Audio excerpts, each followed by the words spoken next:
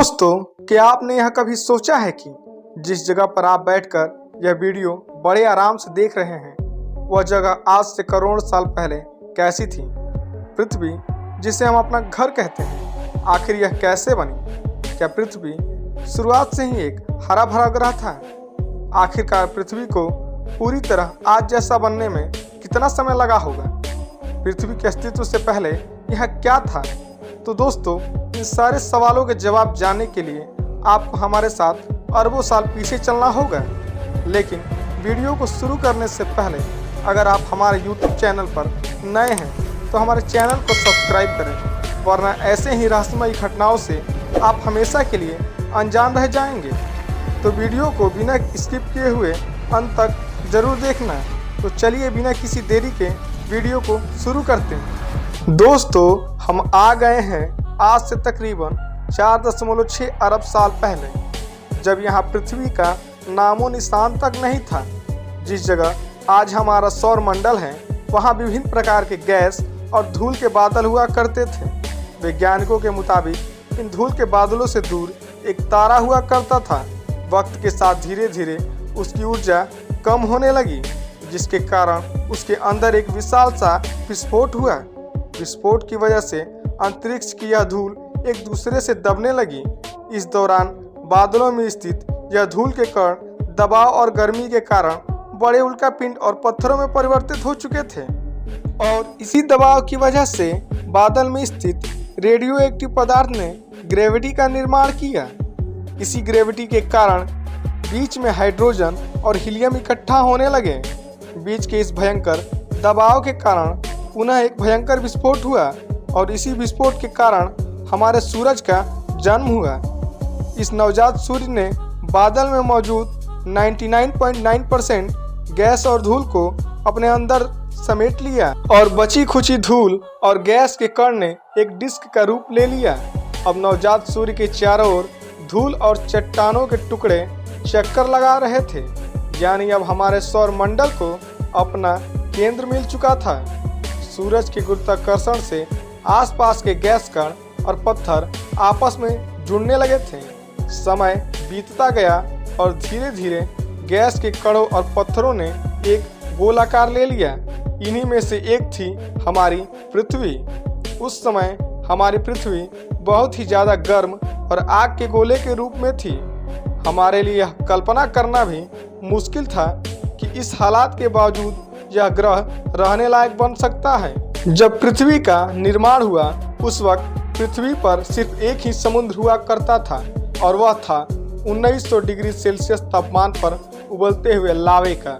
उबल रही थी वो सारी चीज़ें जिसे आज हम अलग अलग नामों से जानते हैं। इस युग को हेडियन युग का नाम दिया गया है। वक्त के साथ पृथ्वी अब धीरे धीरे ठंडी हो रही थी, जिसके कारण पृथ्वी के भारी तत्व जैसे रेडियो एक्टिव पदार्थ पृथ्वी के केंद्र में जाकर इकट्ठा हो गए, और हल्के पदार्थ पृथ्वी की सतह पर आ गए। लाखों सालों तक पृथ्वी पर उल्कापिंडों की बरसात हुई, और इन गिरते हुए उल्कापिंडों में जमा था नमक, मिनरल और पानी। करोड़ों सालों तक इन पिंडों की बरसात होती रही, और धीरे धीरे पृथ्वी की ऊपरी सतह अब पानी से ढकने लगी। यह प्रक्रिया कई करोड़ सालों तक ऐसे ही चलती रही, जिससे समुद्रों का निर्माण हुआ, और आखिरकार पृथ्वी पूरी तरह जलमग्न हो गई। वैज्ञानिकों का मानना है कि लगभग इसी समय पृथ्वी का एकमात्र प्राकृतिक उपग्रह यानी कि हमारा चंद्रमा भी बना था।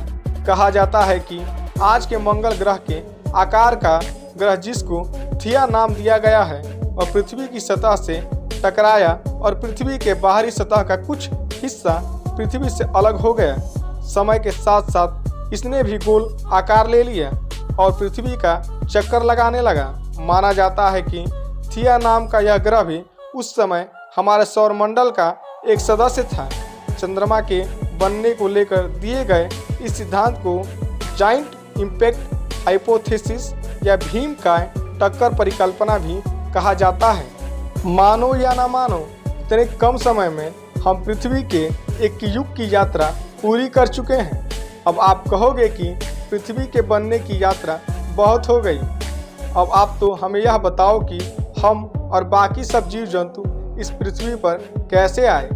तो बिना किसी देरी के चलते हैं आगे की यात्रा पर।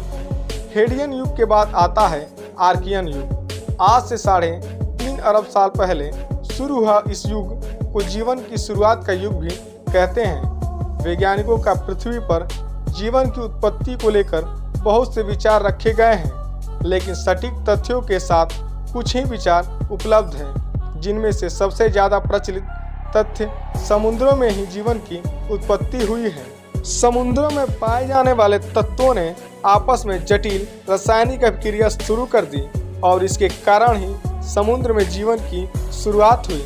लगभग 3.5 अरब साल पहले पृथ्वी पर पहले एक कोष की जीवों ने जन्म लिया। ये जीव आज की तरह ऑक्सीजन पे नहीं बल्कि मीथेन गैस पर जिंदा रहते थे, क्योंकि उस समय पृथ्वी पर ऑक्सीजन की मात्रा बहुत कम थी। आज से करीब 2.4 अरब साल पहले अब पृथ्वी पर ज्वालामुखी की गतिविधियों में लगातार कमी होने लगी।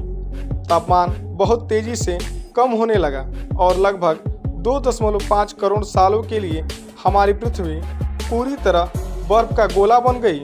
लेकिन ये समय पृथ्वी के लिए वरदान साबित हुआ, क्योंकि बर्फ से ढके हुए समुद्र के नीचे जीवन की संभावनाओं ने पनपना बंद नहीं किया। साइनोबैक्टीरिया नाम के जीव फोटोसिंथेसिस की विधि से ऊर्जा को प्राप्त करते थे और ऑक्सीजन को बाहर निकालते थे। इससे वायुमंडल में ऑक्सीजन की मात्रा बढ़ने लगी और 90 करोड़ साल पहले पृथ्वी पर प्रथम मल्टीसेलुलर या बहुकोश की जीवों ने जन्म लिया।